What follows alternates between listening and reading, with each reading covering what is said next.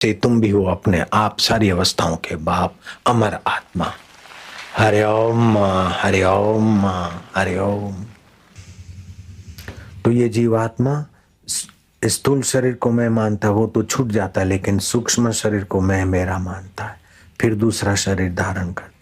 लेकिन जब उसको गुरु ज्ञान देता है कि बेटा तू स्थूल शरीर भी नहीं है, सूक्ष्म शरीर भी नहीं है, कारण शरीर भी नहीं है, क्योंकि स्थूल शरीर भी बदलता है, सूक्ष्म शरीर भी बदलता है, कारण शरीर भी बदलता है। तू अबदल आत्मा है, जैसे परमात्मा अबदल है, ऐसे ही बेटा तू आत्मा अबदल है।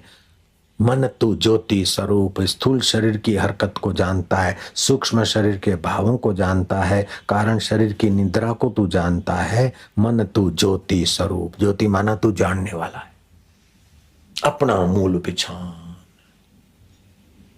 सो साहेब सद सदा हजूरे, अंधा जानत ताको दूरे। वही तेरा आत्मा परमात्मा ही तू साहेब है।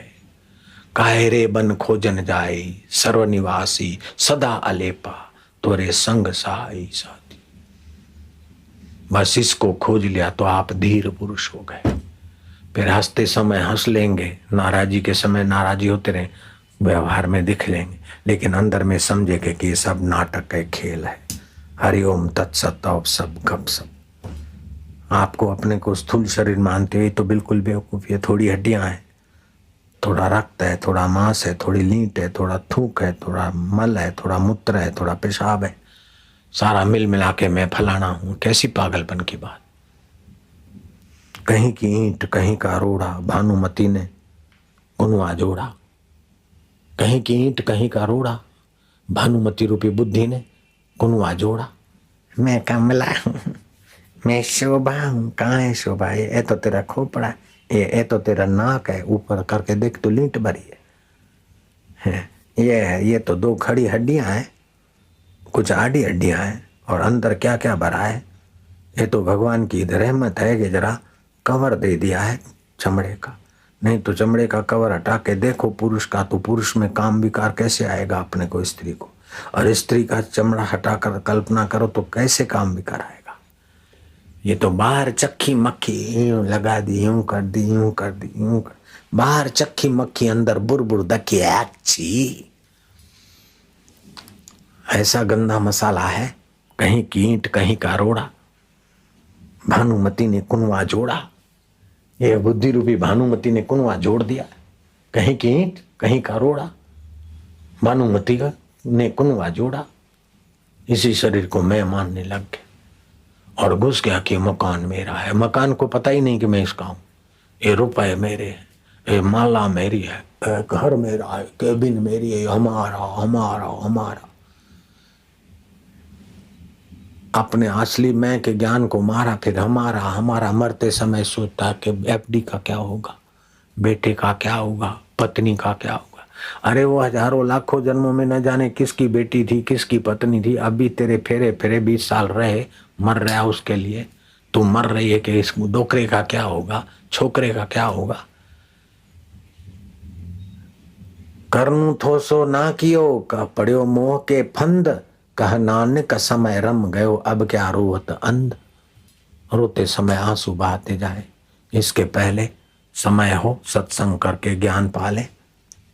100 काम छोड़कर भोजन कर ले, 1000 काम छोड़कर स्नान कर ले, 1,00,000 काम छोड़कर शुभ कर्म और दान कर ले, करोड़ काम छोड़कर हरि का ज्ञान भर ले और हरि का ध्यान कर ले, और हरि का ध्यान होगा हरि के ज्ञान से। ऐसे आंख मूंद के बैठ जाओगे तो क्या होगा? मन इधर उधर भागेगा।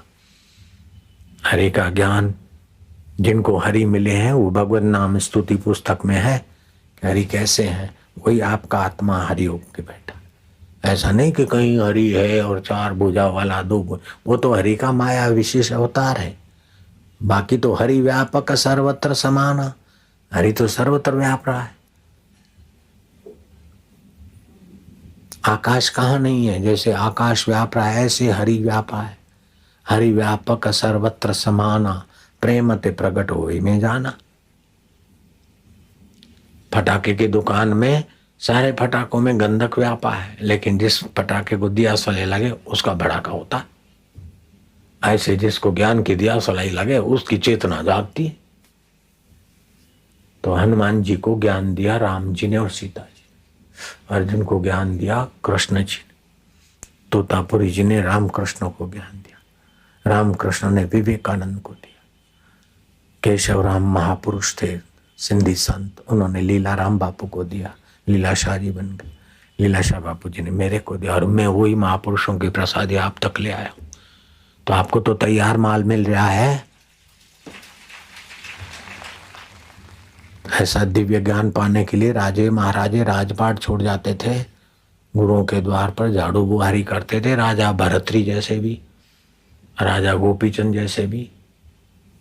जूनागढ़ देखा होगा तो पता चले कैसी कैसी जगहों में, गुफाओं में मैं तो सब छान मारा हूँ, कहाँ कहाँ मैंने पापड़ नहीं वेले। गंगोत्री में भी वेले, तो नर्मदा किनारे में, तो हिमालय में, तो जूनागढ़ में, तो कहीं कहीं पापड़ वेले। सारी मेहनत करके जो अमृत रस मिलाया हो आपको तैयार माल मिलता है। जैसे गाय तो जंगल में इधर उधर बेचारी, कहीं रूखा खाए, कहीं हरा खाए, कहीं कंटीले में जाए, कहीं कहीं जाए, धूप में सारा दिन परिश्रम करे, और शाम को उस परिश्रम का फल दूध उसके थनों में, शरीर में होता है। जब बछड़े को देखती है तो दूध थनों में आ जाता है, और बछड़े तो को क्या मेहनत है, खाली मुंह लगा सकुर सकुर सकुर सकुर माल तैयार, और फिर मार दे जरा सा थूणा, फिर सकुर सकुर सकुर, माँ थूणा भी सहती और तैयार माल देती।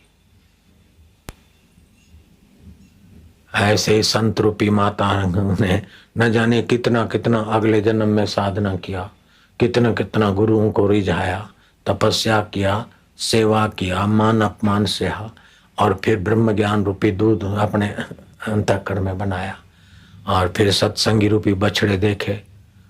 फिर कोई कुछ थूणा मारे, कोई कुछ थूणा मारे, बापू की जय, फलाना की जय, बैठे उठे सब सहते हुए भी वही बांटते रहे।